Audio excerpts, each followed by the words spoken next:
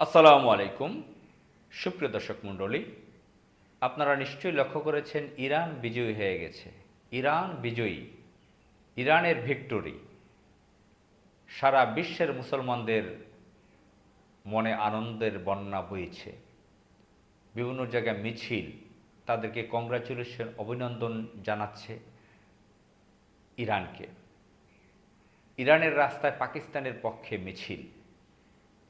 পাকিস্তান সমঝোতা করতে আমেরিকার সাথে ইরানের যে বৈঠক, এই যে একটা সমঝোতা, একটা একটা চুক্তি, একটা অঙ্গীকারপত্র করেছে আমেরিকা ইরানের সাথে, সেটা ইরানের বিরুদ্ধে না। ইরান যেটা চেয়েছে সেটাই হয়েছে। এই যে মধ্যস্থতা করেছে পাকিস্তান, বিশাল একটা ডিল, ইন্টারন্যাশনাল একটা বড় একটা ডিল করেছে পাকিস্তান। এজন্য পাকিস্তানের পক্ষে ইরানে মিছিল। আমরা তো অনেক বছর দেখেছি যে পাকিস্তানের সাথে ইরানের শত্রুতা, মুসলিম দেশ এক এক দেশের সাথে আরেক দেশের শত্রুতা, কিন্তু এই সময় আমরা দেখলাম যে ইরানের ব্যাপারে পাকিস্তানে মধ্যস্থতা করেছে। সম্প্রতি ইউরোপের ফ্রান্সে একটা চুক্তি হয়েছে। এই চুক্তিগুলো আপনারা পড়ে দেখবেন, জানেন, মিডিয়াতে এসেছে। ইরান যা চেয়েছে তাই হয়েছে। $300 বিলিয়ন ক্ষতিপূরণ দিবে আমেরিকা। ডোনাল্ড ট্রাম্প বহু নাচানাচি করেছে, বহু থ্রেট দিয়েছে, বহু অহংকার দেখিয়েছে। তার অহংকার মাটির ধুলায় মিশিয়ে গিয়েছে। ইরান হার মানে নেয়, ইরান বিজয়ী হয়েছে। এদিকে বিশ্বের বিভিন্ন দেশের লোকজন হাসি ঠাট্টা করেছে ইরানকে নিয়ে। আমাদের বাংলাদেশ মুসলিম দেশ, বিশাল মুসলিম দেশ জনসংখ্যার দিক থেকে, কিন্তু এখানে বিশ্বের এমন দেশ আর দ্বিতীয় পৃথিবীতে নেই যে এদেশে বিদেশি শত্রু দেশের এত এজেন্ট, দালাল থাকে, এত চর থাকে। বাংলাদেশে প্রায় ঘরে ঘরে ভারতের দালাল।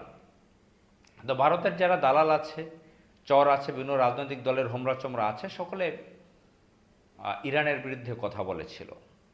বাংলাদেশের ফরেন ডিপার্টমেন্টে যারা আছে, পররাষ্ট্র মন্ত্রী সহ, এই যে ডক্টর খলিলুর রহমান আছেন, তারেক রহমানের লোকজন, বর্তমান বিএনপি সরকারের লোকজন, তারা ইরানের বিরুদ্ধে বক্তব্য দিয়েছিল, আমেরিকার পক্ষ অবলম্বন করেছিল। আমেরিকা কাকে শেল্টার দিচ্ছে মধ্যপ্রাচ্যের? সে জারজ দেশটির রাষ্ট্রটির, জারজ দেশ, প্যালেস্টাইনের জায়গা দখল করে একটা জারজ রাষ্ট্র তৈরি করেছে। সেই রাষ্ট্রটির সেই জারজ রাষ্ট্রটির নাম উল্লেখ এখন করতে চাই না। সেই রাষ্ট্রটির পক্ষ নিয়ে আমেরিকা তার নিজের দেশের ইকোনমিক্যাল বড় ধরনের ক্ষতি করেছে।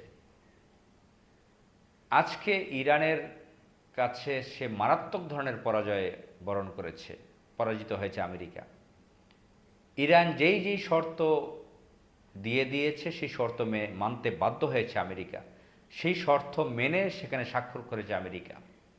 মধ্যপ্রাচ্যের সেই জারজ রাষ্ট্রটি এই চুক্তিতে ক্ষিপ্ত হয়েছে। ক্ষিপ্ত হয়ে লাভ নেই, সারা বিশ্বের কাছে উন্মুক্ত হয়ে গেল। ভিতরের থলের বিড়াল বেরিয়ে আসলো, প্রকাশিত হলো তাদের ভণ্ডামি, তাদের দুর্বলতা।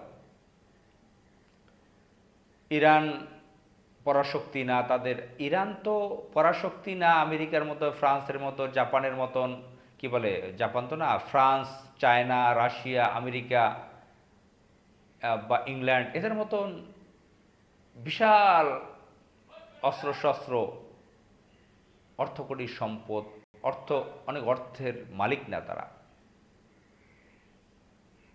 কিন্তু ইরান 4 থেকে 5 হাজার বছরের পুরনো একটি রাষ্ট্র, বিশাল একটি সভ্যতার দেশ, বিশাল কালচারাল দেশ। প্রায় 5 থেকে অনেকে 6,000 বছরও বলেন।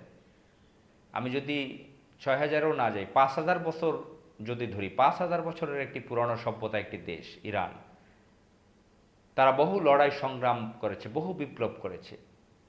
তাদের ইতিহাসে তাদের পরাজয় নেই বললেই চলে।